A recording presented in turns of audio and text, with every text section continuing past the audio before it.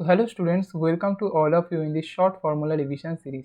तो देखो यार, आज हम कम से कम समय पे जो है कि मॉडर्न फिजिक्स का एक बहुत इम्पॉर्टेंट लेक्चर, बहुत इम्पॉर्टेंट एक टॉपिक चैप्टर जो है एटम्स को हम कवर करने जा रहे हैं। ओके, इस चैप्टर से direct formula base and Sidhi Sidhi numericals exam पे आता है।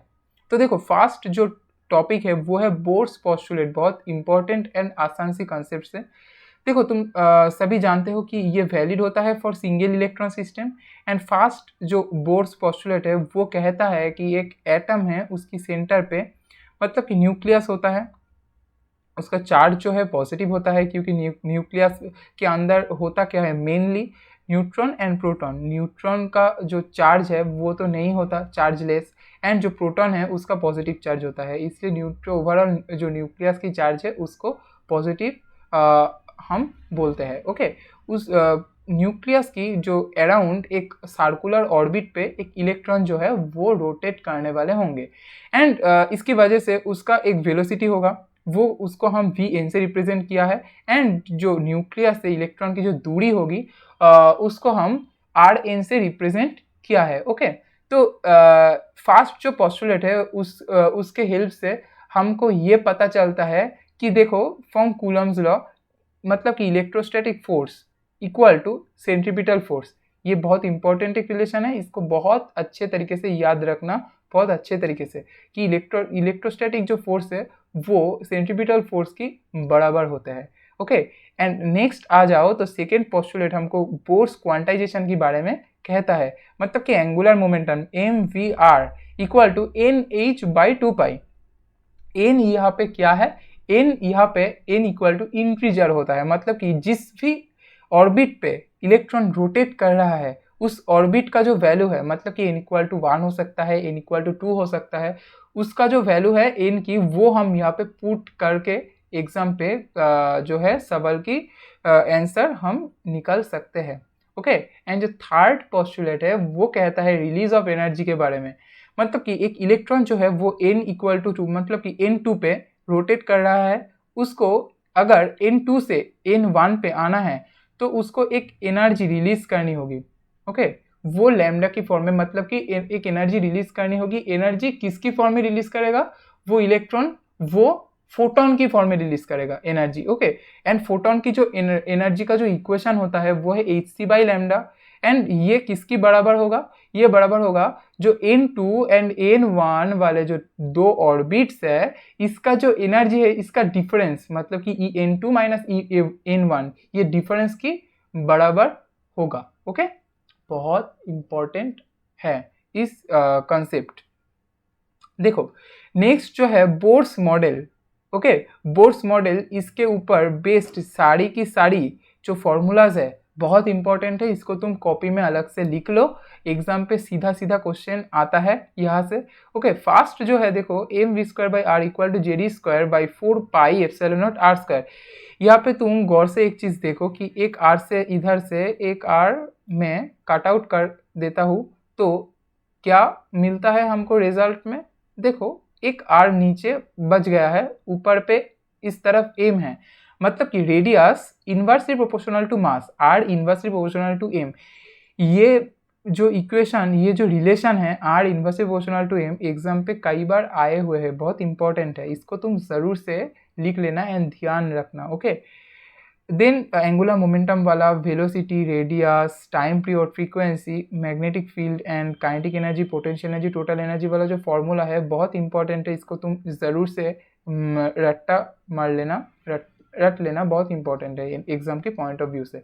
नेक्स्ट जो हमारा आता है वो है एनर्जी रिलेटेड टर्म्स। ओके, देखो ये जो लिखा हुआ है इसके ऊपर बेस्ड करके ही तुम ये तीन अगर कंसीडर करते हो तो इस तीन फॉर्मूलाज को देखकर ही तुम ये रिलेशन लिख सकते हो। ओके, इन रिलेशन के ऊपर बेस्ड करके तुम ये तीन रेशियो जो एग्जाम पे पूछा गया है, ओके, पिछले वाले साल पे, तो ये तीन रेशियो तुमको फाइंड करना आना चाहिए। ठीक है, तुमको रट्टा मारने की कोई ज़रूरत नहीं है, तुम अगर ये फॉर्मूलाज को तुमको याद है तो ये तुम फाइंड कर सकते हो एग्जाम हॉल पे। ओके, तो नेक्स्ट जो है टोटल एनर्जी वाला, ये नेक्स्ट बहुत इंपॉर्टेंट एक फॉर्मूला है। ओके, इस फॉर्मूला के ऊपर बेस्ड करके बहुत सारे numericals and concepts, even conceptual question भी एग्जाम पे बनता है। Okay, total energy equal to -13.6 into Z square by N square. ऐसे भी इसको याद कर सकते हैं कि total energy directly proportional to, क्योंकि एक ये कांस्टेंट वैल्यू है, directly proportional to Z square by N square. Okay, और माइनस क्यों आता है, तुम तो जानते ही हो कि एनर्जी रिलीज होता है। ओके, इसलिए माइनस आता है। तो देखो, for each atom total energy का जो वैल्यू है, मतलब कि n इक्वल टू 1 से लेकर n इक्वल टू 5 तक तुमको याद होना बहुत ज़रूरी है, इंपॉर्टेंट है, एग्जाम पे बहुत हेल्प करता है ये वैल्यू तुमको अगर याद हो तो क्वेश्चंस आसानी से सॉल्व हो सकता है। तो देखो, फास्ट जो n इक्वल टू 1 पे जो वैल्यू है -13.6, 2 पे जो वैल्यू है -3.4 electron volt, and n equal to 3 पे -1.51, n इक्वल टू 4 पे -0.85, n इक्वल टू 5 पे -0.54 electron volt. Okay, and next वाला जो कॉन्सेप्ट है वो चेंज इन एनर्जी का है। इसको हम यहाँ पे कंप्लीट करके आए हुए हैं। ओके, चेंज इन एनर्जी मतलब कि एनर्जी का जो चेंज मतलब कि रिलीज, वो किसके बराबर होगा, वो दो जो ऑर्बिट है उसका जो एनर्जी डिफरेंस है उसका बराबर होगा। एंड किसके फॉर्म में एनर्जी रिलीज करेगा, एक इलेक्ट्रॉन एक फोटोन की फॉर्म में, जिसका एनर्जी इक्वल टू किसके बराबर होता है, एच सी बाई लैम्डा की। ओके, इसको हम ऐसे भी लिख सकते हैं, बहुत इंपॉर्टेंट तो नहीं है। नेक्स्ट जो है ये इंपॉर्टेंट है, ये इसको हम रीडबर्ग्स इक्वेशन के नाम से भी जानते हैं। ओके, 1 बाई लैम्डा की जो वैल्यू है, इसको पूरा का पूरा ये टर्म जो तुम देख रहे हो, ये टोटल एक कांस्टेंट टर्म है। तो इसको हम रिप्रेजेंट कर सकते हैं आर से। आर क्या होता है, आर होता है Rydberg constant. Okay, Rydberg constant, इसका जो वैल्यू है 10⁻⁷ मीटर इनवर्स, इसके नियर अबाउट इक्वल टू होता है। ओके, नेक्स्ट जो है चेंज इन मोमेंटम वाला। चेंज इन मोमेंटम मतलब कि del L equal to L2 - L1। L2 means N2 orbit पे अगर इलेक्ट्रॉन है तो तब उस इलेक्ट्रॉन की जो मोमेंटम होगा उसका वैल्यू n2h/2π, एंड n1 वाला जो ऑर्बिट है उस पे अगर इलेक्ट्रॉन होगा तो उस इलेक्ट्रॉन का जो मोमेंटम का वैल्यू होगा उसका जो वैल्यू है तो वो हम यहाँ पे लिख के दोनों को माइनस करके सब्सट्रैक्ट करके हम चेंज इन मोमेंटम की वैल्यू निकल सकते हैं। ये बहुत इंपॉर्टेंट है, बहुत सारे एग्जाम पे आता है क्वेश्चन ये। ओके, आसान सा क्वेश्चन आता है, ये सबसे बड़ी बात है। ओके, तुम कर सकते हो ये। तो देखो, आयोनाइजेशन एनर्जी वाला जो नेक्स्ट टॉपिक है, तुम इसको देखो, पहले तो ionisation energy of hydrogen atom, इसको तुमको याद होना बहुत ज़रूरी है, ये तुम याद कर लो। Ionization energy of hydrogen atom ये क्या होता है, 13.6 इलेक्ट्रॉन वोल्ट होता है। मतलब कि देखो, आयोनाइजेशन एनर्जी एक्चुअली क्या होता है, मॉड ऑफ टोटल एनर्जी होता है, इसलिए माइनस था, यहाँ पर माइनस था, यहाँ पर माइनस देखो नहीं है। मतलब कि आयोनाइजेशन एनर्जी हाइड्रोजन एटम की क्या होता है, 13.6 इलेक्ट्रॉन वोल्ट। और किसी भी अदर्स एटम की अगर तुमको आयोनाइजेशन एनर्जी फाइंड करना है तो तुम क्या करोगे, उसका जो जेड वैल्यू है उसका स्क्वायर कर दोगे and ionization energy of hydrogen से मल्टीप्लाई कर दोगे। तो देखो, तुमको अदर्स किसी भी एटम की हो, वो आयोनाइजेशन एनर्जी का जो वैल्यू होगा वो तुमको निकल कर आ जाएगा। ओके, एंड नेक्स्ट जो कंसेप्ट है वो क्या है, नंबर ऑफ स्पेक्ट्रल लाइन वाला।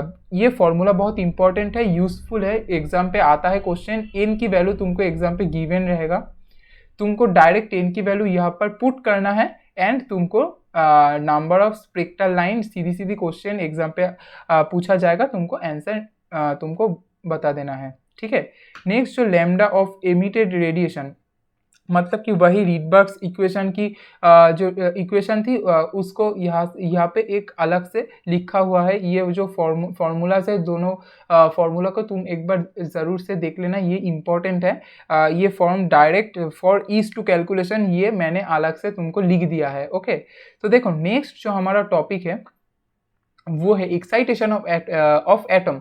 मतलब क्या है, एक्साइटेशन, किसकी एक्साइटेशन होगा, यहाँ पर इलेक्ट्रॉन की एक्साइटेशन होगा।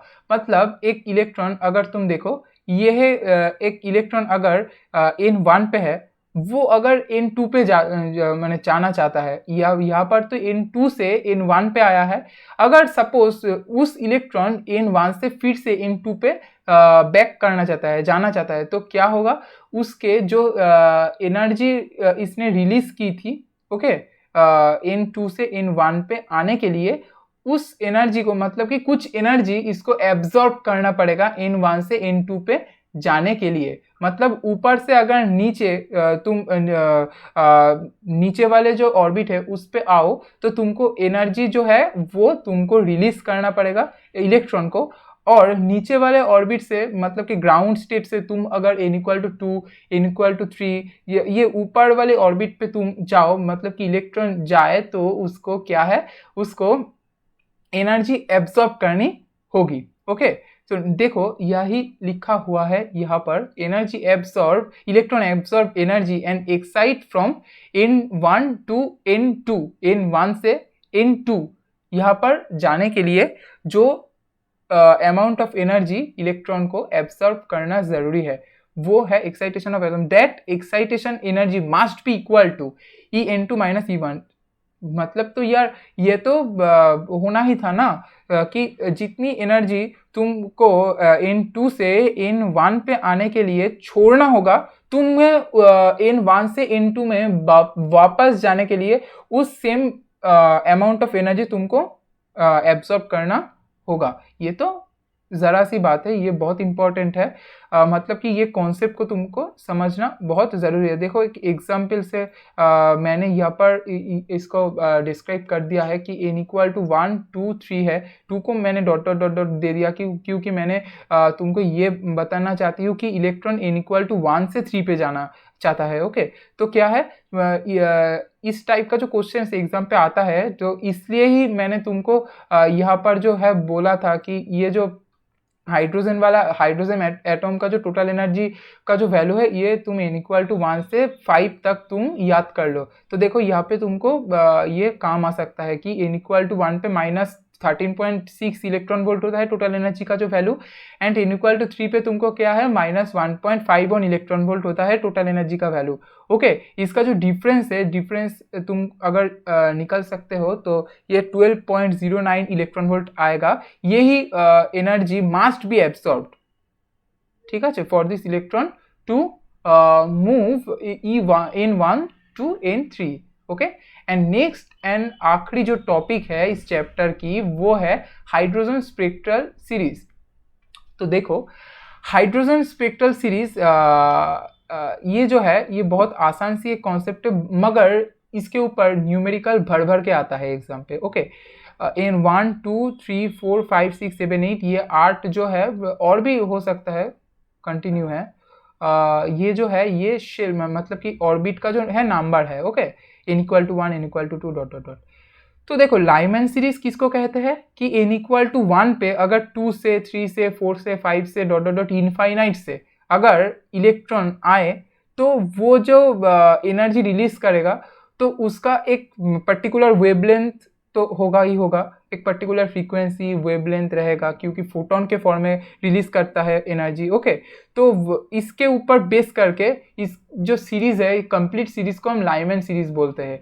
अगर इलेक्ट्रॉन इनफाइनाइट हुआ और n=3 हुआ, इससे अगर दो n=2 पे आए तो ये जो सीरीज टोटल की जो सीरीज है इसको हम बामर सीरीज से हम इसको कहते हैं। ओके, नेक्स्ट वाला जो सेम कॉन्सेप्ट है patient series and Brackett series, and आखिरी वाला जो है पी फंड सीरीज। इसके बाद भी एक है हम्फ्री सीरीज, वो बहुत ज़्यादा एग्जाम के पॉइंट ऑफ व्यू से इम्पोर्टेंट नहीं है तो उसको मैंने डिस्क्राइब नहीं किया है। ओके, ये तुम बस ये जो है 5 तुम देख लो, यही से क्वेश्चन आता है। एक क्वेश्चन आता है कि विजिबल रेंज में हाँ कौन सीरीज होता है, कौन सा सीरीज विजिबल रेंज पे तुमको देखने को मिलता है, वो है कि बामर सीरीज। ओके, विजिबल रेंज पे देखने को तुमको मिलता है। एंड जो कॉन्सेप्ट्स है जो न्यूमेरिकल पे बहुत ज़्यादा जेई मेंस एंड नीट के जेई मेंस के तो तुम एक ना एक शिप पे तो ज़रूर देखोगे हर साल कि ये कॉन्सेप्ट के ऊपर बेस्ड करके एक ना एक तो क्वेश्चन आता ही है। वो क्या है, अगर n2 से मतलब n2 इक्वल टू इनफाइनाइट, मतलब कि इनफाइनाइट से अगर हम लाइमैन सीरीज यहाँ पे कंसीडर कर रहे हैं तो इनफाइनाइट से अगर n=1 पे मतलब यहाँ पे ग्राउंड स्टेट पे कोई इलेक्ट्रॉन आए तो उसका जो रिलीज एनर्जी मतलब कि लैम्डा जो है वो बहुत, उसका वैल्यू बहुत ज़्यादा होगा। एंड हम सीधी सीधी एक फॉर्मूला जानते हैं, E equal to H C by lambda, जो एनर्जी ऑफ फोटोन होता है, क्योंकि इलेक्ट्रॉन जो एनर्जी रिलीज करता है वो फोटोन की फॉर्म में ही करता है। तो वो एच सी बाई लैम्डा मतलब कि energy inversely proportional to lambda, इसलिए लैम्डा यहाँ पे वैल्यू तो बहुत ज़्यादा है, तो उसके कॉरस्पॉन्डिंग जो एनर्जी की वैल्यू होगा वो कम होगा। ओके, वैसे ही अगर n इक्वल टू टू से अगर यहाँ पे n इक्वल टू 1 पे कोई इलेक्ट्रॉन जंप करके आए तो उसका जो लैम्डा है वो तो छोटा होगा। लैम्डा छोटा होने से उसके कॉरस्पॉन्डिंग जो एनर्जी है वो बहुत बढ़ जाएगा। ओके, ये कंसेप्ट तुमको बहुत इंपॉर्टेंट है, तुमको ध्यान में रखना बहुत ज़रूरी है। इसके ऊपर बेस्ड तुमको न्यूमेरिकल कंसेप्चुअली आ सकता है जिस पे तुम फंस सकते हो, इसलिए मैंने अलग करके इसको नोट करके दे दिया है तुमको। तो गाइस यही था टोटल एटम्स वाला चैप्टर, और एक्सरे वाला जो एक पर्टिकुलर कॉन्सेप्ट है उसको हम अगले एक नेक्स्ट लेक्चर पे सेपरेट करके हम उसको देखने वाले होंगे। ओके, तो ज़रूर से चैनल को सब्सक्राइब करना एंड बेल आइकन को प्रेस करके रखना एंड लाइक बटन पे ज़रूर क्लिक कर देना। ओके, तो बाय बाय, मिलते हैं नेक्स्ट लेक्चर पे, तब तक के लिए स्वस्थ रहिए, पढ़ते रहिए, मस्त रहिए। Okay, good bye.